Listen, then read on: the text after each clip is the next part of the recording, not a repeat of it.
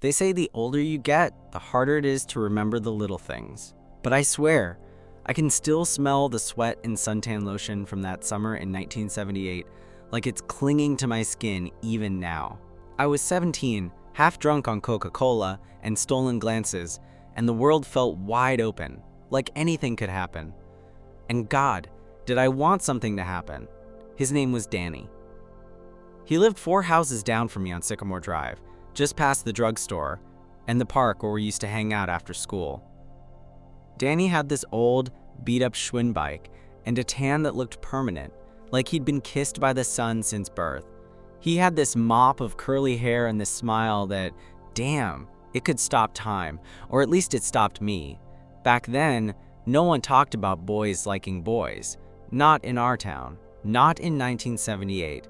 It was baseball, Beach Boys on the radio, and pretending that Saturday nights weren't painfully lonely unless you had a girl to take to the roller rink.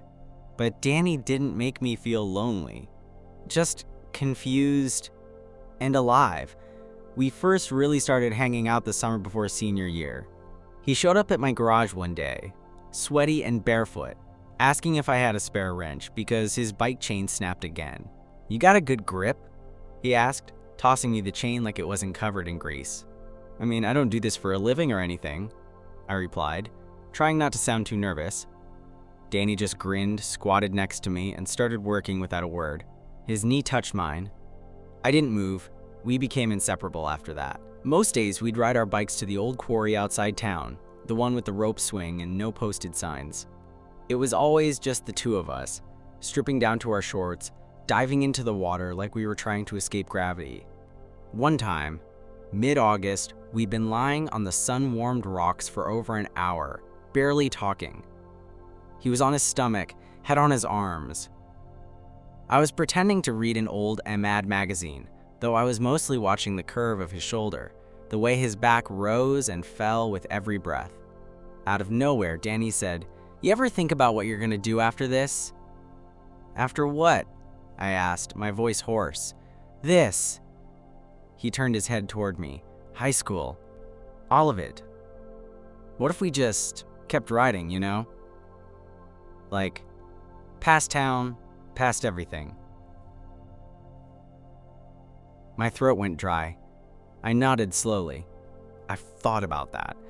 We didn't say anything else that afternoon, but something shifted. I felt it. The next few weeks of that summer were hazy with heat and longing. It was like everything slowed down after that day at the quarry. I couldn't look at Danny the same way without remembering the way his voice dipped when he talked about leaving, or the way his eyes lingered just a second too long. He didn't bring it up again, and neither did I. But things kept shifting. There was this one night in late August, just before school was supposed to start. We were in his room, walls covered with band posters, the smell of old records and cheap cologne in the air. He'd just gotten a new cassette player for his birthday, and we were making a mixtape off the radio. You had to be quick with the record button back then, or you'd miss the start of the song. It felt like a science and an art all at once. He was sprawled on his bed, one foot hanging off, a cigarette burning lazily between his fingers, even though his mom would have killed him if she found out. He passed it to me without asking, like we'd done it 100 times. "You ever think about just not going back?" he asked. "Like skipping town, maybe heading out west?" I inhaled slowly, trying not to cough. "You say that a lot lately." He stared at the ceiling. "That's 'cause it's the only thing that makes sense to me." I sat up a little. "What doesn't make sense?" Danny turned his head to look at me, and for the first time I realized how much of his usual swagger was a front. There was something cracked just beneath the surface, something vulnerable. You ever want something and hate yourself for wanting it? His words hit like a brick to the gut. I didn't respond right away, just held the smoke in my lungs like it might burn the answer out of me. "Yeah," I finally said, voice low. "I have." He didn't say anything after that, just nodded once, like he understood exactly what I meant. The tape clicked in the deck. Side A was full. Side B waited. We didn't make it to side B.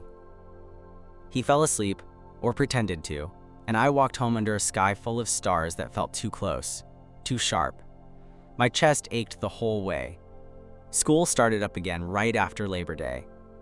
Suddenly, everything was back to normal, or at least it was supposed to be. Classes, football games, locker-lined hallways filled with the same old gossip. But it didn't feel normal, not to me.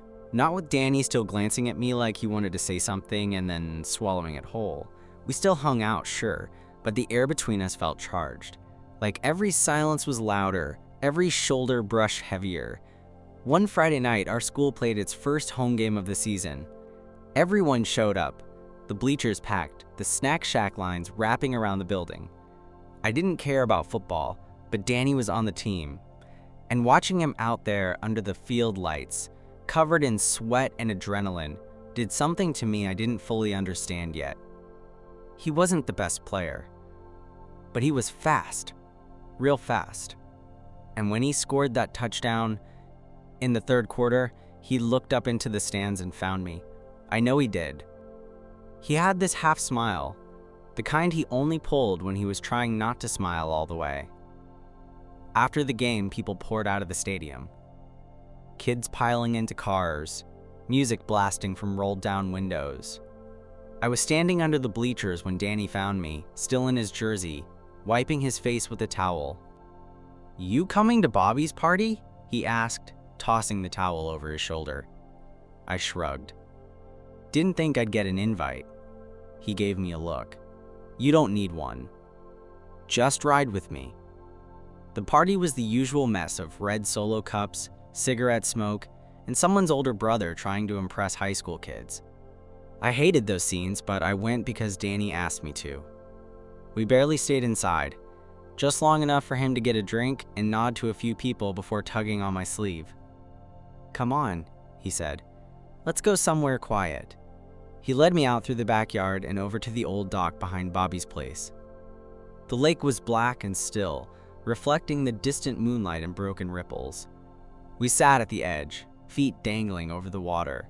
Danny cracked open a beer and passed it to me. I took a sip. It was warm and bitter. "You remember that summer after 9th grade?" he asked, out of nowhere. "When we camped out at that lake in Wisconsin with your uncle?" I nodded. "You tried to make pancakes over a fire and gave us both food poisoning." Danny laughed, low and soft.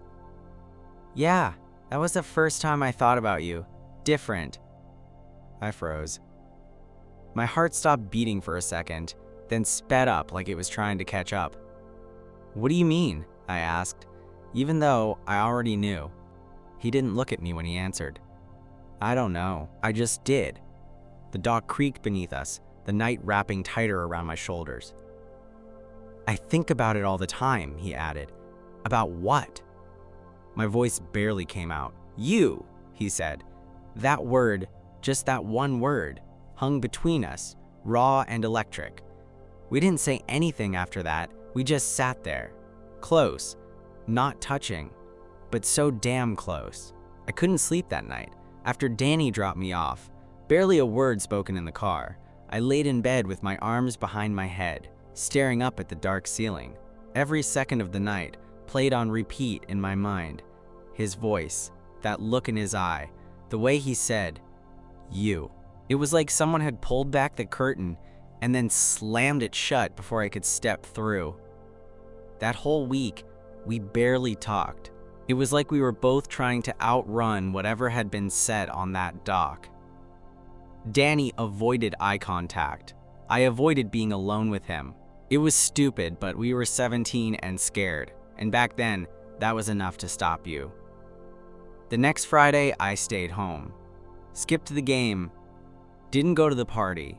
I sat in the backyard on a lawn chair, wrapped in a hoodie, listening to the distant sounds of town, car engines, the occasional bark, the far-off rumble of someone's radio. I didn't expect him to show up, but around 10, I heard the quiet click of the side gate opening. I turned, and there he was, Danny in his Letterman jacket, helmet tucked under his arm, sweat still drying on his neck. "Hey," he said, voice low. "Hey," I answered, trying to sound neutral and failing completely. He stood there for a moment, unsure. "You didn't come tonight." "Wasn't feeling it." "You missed a good game." I shrugged. "Not really into football." Danny nodded slowly. "Yeah, I guess not." Then he sat in the other lawn chair next to me. We stared out into the night like we were waiting for something to happen. He leaned forward, resting his elbows on his knees. "I keep thinking about what I said on the dock." My pulse jumped. "You don't have to," I replied quickly. "It's fine, we don't have to." "I want to," he cut in, "because it's true." Silence. He looked over at me. "I've been trying to fight it for a while. I don't know what it means. I feel different when I'm around you." I looked at him then. Really looked. The way the porch light caught the side of his face, the vulnerability in his expression, the way he kept gripping the edge of his chair like he was holding on for dear life. "I feel different too," I said. He turned toward me fully now, his knee touching mine. It was small, just skin and denim, but it sent a wave through me like I was standing in the ocean during a storm. Danny opened his mouth like he wanted to say something else, but he didn't. He just sat there, breathing a little too fast, eyes flicking down to my lips and then back up again. I thought he was going to kiss me. God, I wanted him to. But then my dad opened the sliding door with a screech, stepping out to dump the garbage. We both jumped like we'd been caught doing something illegal. And maybe, back then, in that town, it would have felt like we were. "Evening, boys," my dad said without looking at us. Danny cleared his throat and stood up. "I should go." "Yeah," I said. "Okay." He looked at me one last time before heading out the gate. His voice was barely above a whisper. "See you Monday." But we both knew something had changed. We'd gone somewhere we couldn't come back from. The weather changed quickly after that night. It was like summer had been holding its breath and finally let it go all at once. Mornings were colder, the trees along Sycamore Drive started turning orange and brittle, and you could see your breath if you waited at the bus stop early enough. Danny and I didn't talk for a few days after he came over. Not really. We saw each other in the halls. I'd nod, he'd nod. But the space between us had grown thick and heavy, like we'd both stepped too close to something neither of us was ready to name out loud. Then one day after school, I found him waiting outside my last class. "Walk with me?" he asked. I hesitated for half a second, then slung my bag over my shoulder and followed him out to the parking lot. He didn't say anything at first, just led us down the hill past the gym, around the tennis courts, and into that little patch of trees behind the school where nobody really went unless they were skipping class.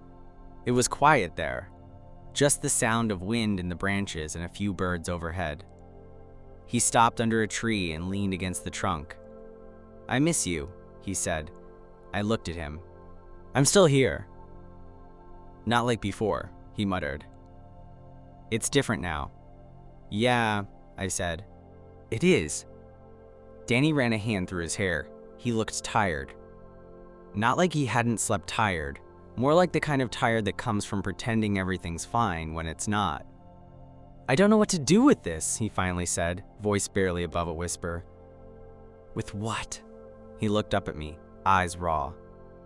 "With you. With me." I stepped closer, something in me aching. "You don't have to figure it all out right now. I just know I want to be around you," he said. "Even when it's confusing as hell.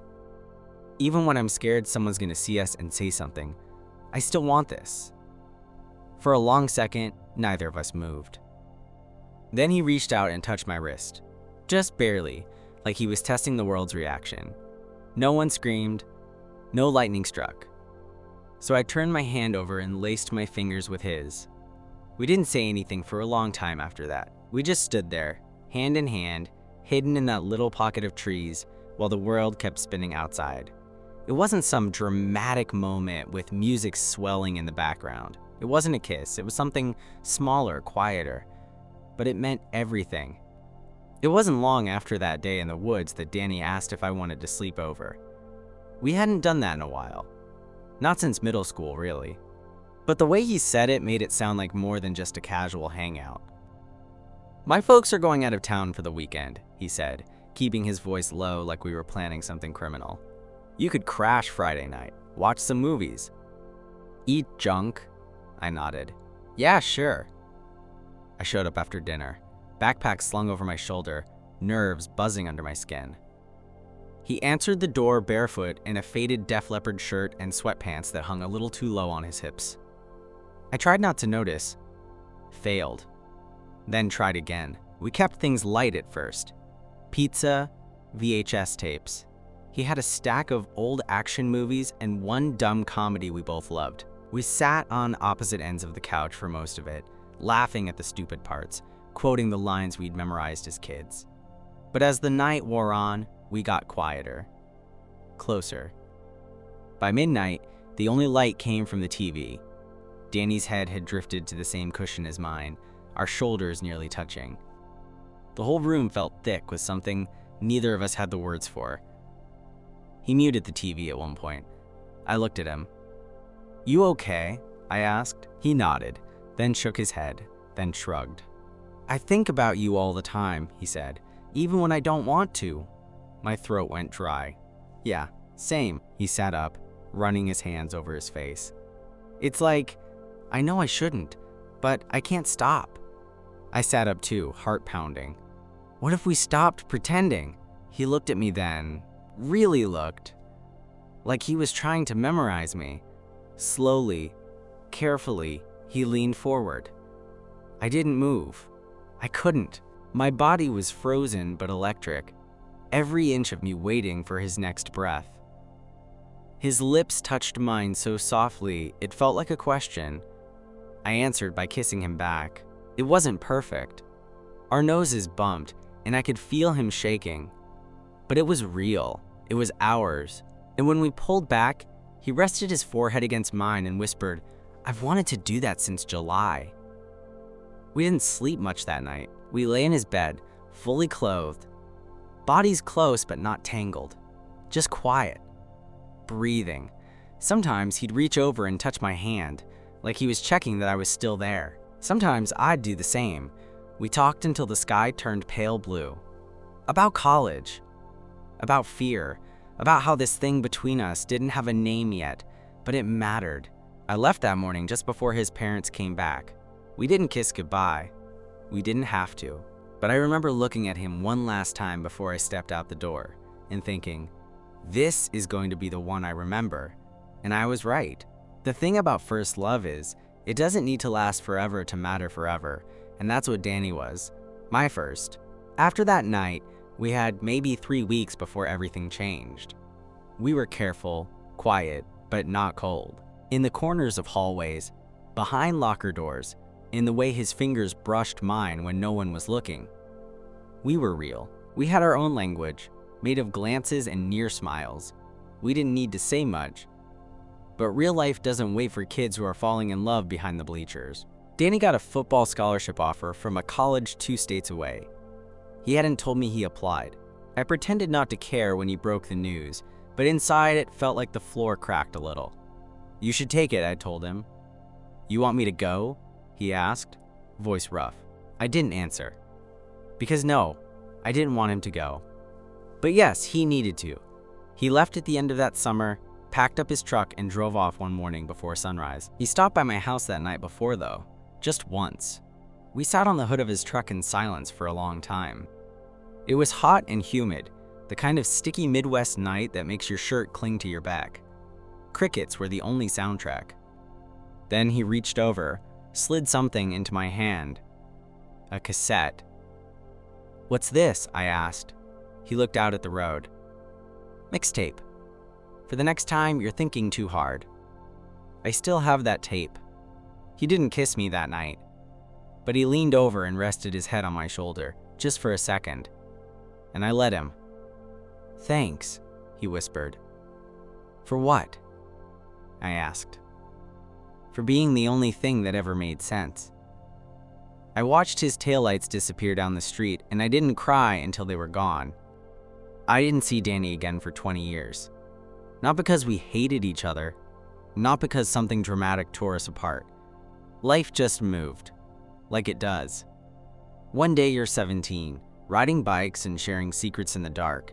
And the next you're 39 with a job you only kind of like, a dog who's always shedding, and a Spotify account full of playlists that never quite hit the same way a mixtape used to.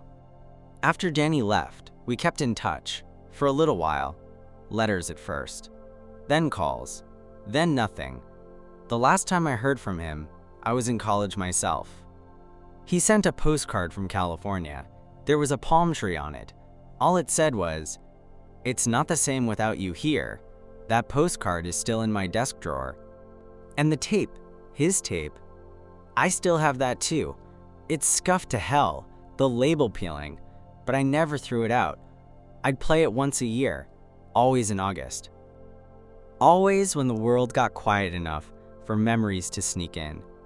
It starts with More Than a Feeling by Boston. Then there's some Journey, some REO Speedwagon, and a Springsteen track that always made me cry, but I never told him why. The songs aren't in perfect order. The transitions are abrupt. You can hear the click of the record button and sometimes even his voice humming along in the background. But it's him. That tape holds more of Danny than any photograph ever could. Years went by. I came out, eventually, quietly, to close friends, then family, then coworkers. No big speech. No confetti. Just small, careful truths over time. And somewhere along the way, I stopped expecting anything like what I had with Danny. I dated a little, lived, worked, got gray at the temples, built a decent life, but I never forgot him. And then, out of nowhere, he walked into the hardware store. It was a Tuesday. I was grabbing screws for a bookshelf. I wasn't entirely sure I knew how to build. I was halfway down the aisle when I heard someone say my name, my full name, the way only someone from a long time ago would say it. I turned, and there he was, older. Beard flecked with gray, same eyes. Danny. We just stood there, frozen in that aisle with rows of paint thinner and extension cords, like the last 20 years hadn't happened. "Hey," he said. "Hey," I whispered back. He smiled. A little sad, a little knowing. "You still hate football?" "Only on weekends." He laughed. Same laugh. The one that used to bounce off quarry walls and back into my chest. Turns out, he'd moved back to town for a while. Taking care of his dad. Didn't know I was still here. I didn't know he wasn't still out west. We got coffee. Sat outside. Talked like people who used to know each other by heart. No dramatic reunion. No rekindled romance. Just two men in their 40s, sipping lattes under a cloudy sky, revisiting a time when everything felt possible. Before we parted ways that day, he reached into his coat pocket. "I found this a few months ago," he said, handing me a cassette. "It's side B." I blinked. "You finished it?" He nodded. "Only took me 25 years. I took the tape like it was made of glass. "I have a player at home," I said. "I figured you would." We didn't hug, we didn't kiss. We didn't make promises, but I watched him walk away and felt something settle in me that had been out of place for a long time.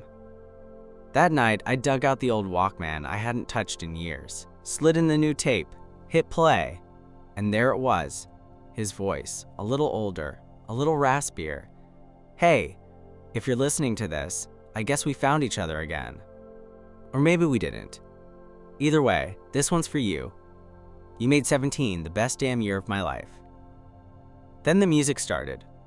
The first song was "I Want to Know What Love Is." I sat on the floor and listened all the way through. Every note, every pause, every scratch in the audio. And when it ended, I didn't feel like I had lost something. I felt like I'd kept something sacred, untouched, honest. People think love stories are about what lasts, but sometimes they're about what lingers. And Danny, he still lingers.